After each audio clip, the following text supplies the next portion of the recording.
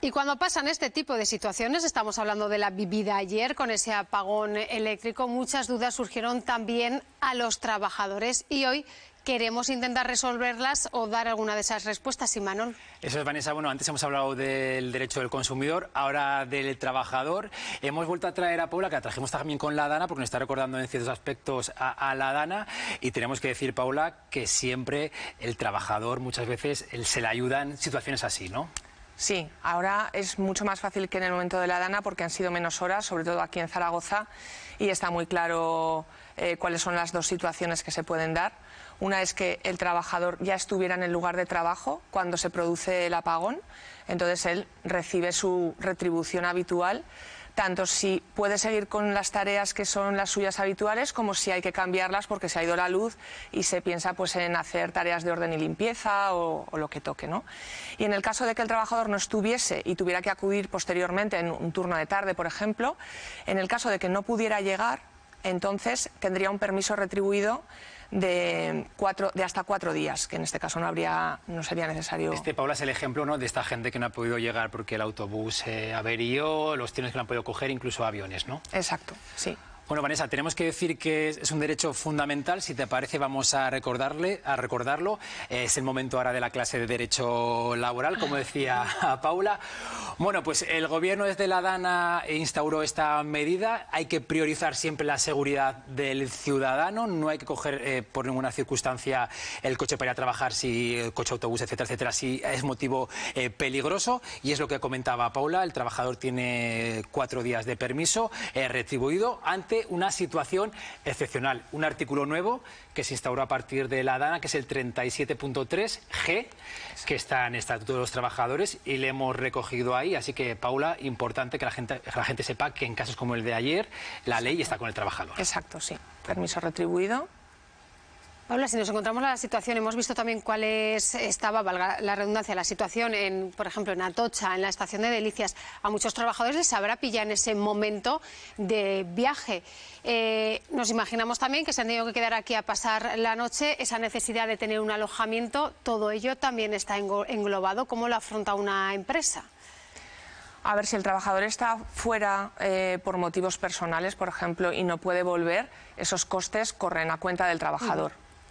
En el caso de que haya ido a un congreso, por ejemplo, o a una presentación de un producto que sea de la empresa o un trabajo de empresa, ¿qué ocurre en estas situaciones? El trabajador tiene dietas por desplazamiento, entonces pues en ese caso habría que prorrogar las dietas y reconsiderar, pues bueno, en base a la situación, pues hay que alargar el periodo y lo asume la empresa, porque está en horario de trabajo.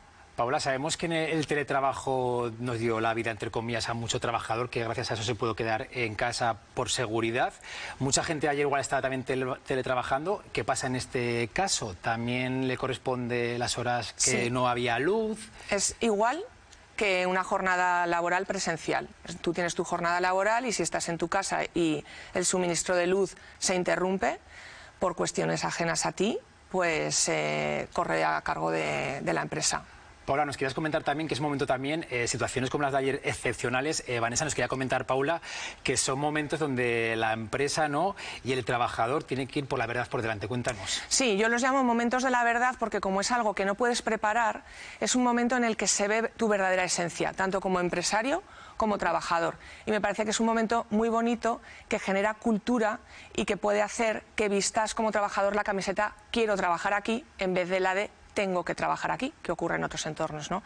Entonces, pues hay situaciones que le comentaba antes a Imanol, pues por ejemplo, yo tenía ayer reservada una mesa en un restaurante que cuando llegué pues me dijeron que no, que es lo que me imaginaba, pero hoy he estado en otro y me han dicho que los trabajadores se organizaron para reducir el menú, traer unos hornillos y dieron comida, pero solamente de 2 platos de primero y 2 de segundo, y facturaron el 80% de lo que facturan habitualmente.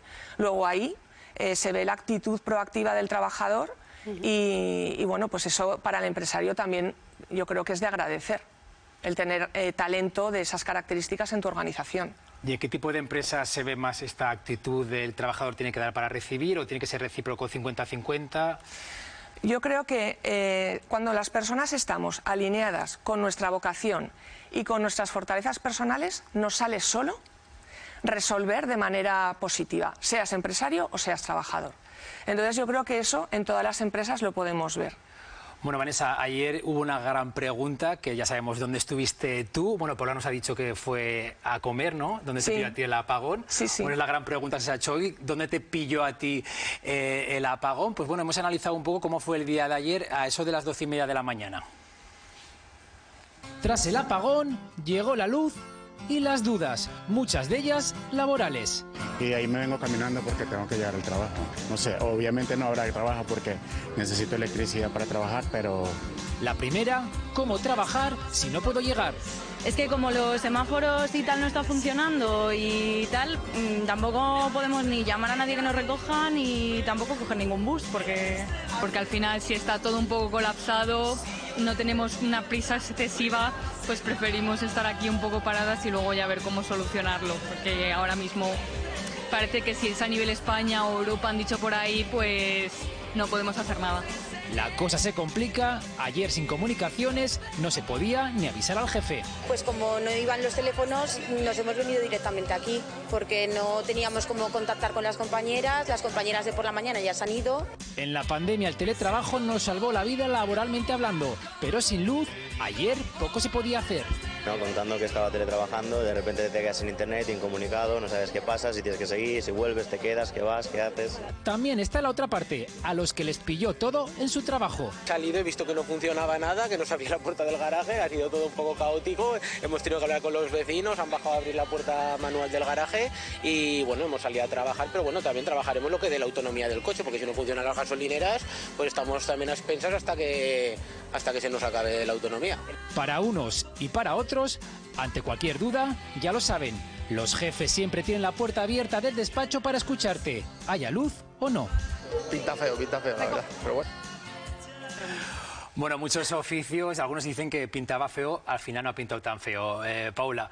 Bueno, hemos conocido un poco los derechos del trabajador, ahora vamos a conocer ciertos comportamientos que también salieron ayer después del gran apagón, ¿vale? Pues como siempre suele pasar, Vanessa, Paula, ante la incertidumbre hay mucha angustia. ¿Qué hizo ayer la gente? Pues la gente cuando empezó a ver que no había luz y que esto igual iba para largo, pues compró velas, linternas, pan para cenar en frío con jamón, queso, lo que fuera, radios para escuchar las noticias, incluso un hornillo para cocinar.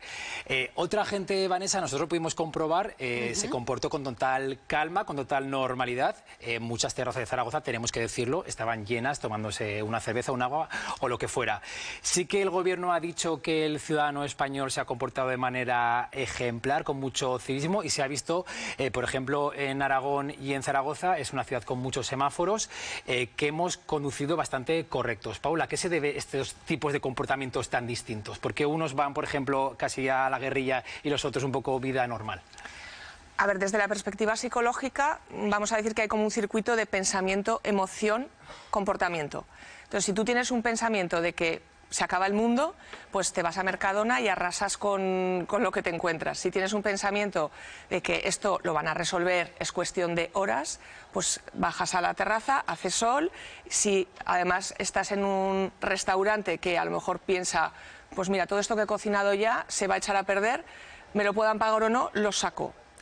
Y pues bueno, generas un ambiente distendido donde pues se juntan las personas que tienen un pensamiento positivo, que tienen una emoción en el momento agradable y por lo tanto el comportamiento que tienen es pues de ir a tomar algo, de hacer deporte, de aprovechar el tiempo de otra manera a como podrías hacerlo. Y ahí, por ejemplo, hay casos también de restaurantes que sé que lo que tenían en barra les pudieran pagar en efectivo o no, lo han sacado. Claro que hablamos de los ciudadanos, pero también las empresas se comportan de una manera. Ayer estuve yo, por ejemplo, con una barbería que dijo, no hay luz, pero bueno, como calle, las máquinas tienen batería, salimos a la calle y terminamos. Claro. A ver, ahí hubo un momento un poco también de risa, Sí. de qué está pasando y la gente hacía muchas fotos. Sí. Bueno, son comportamientos. Sí. Un momento ya para finalizar, que también se vivió ayer y nos lo contaba precisamente Imanol en directo.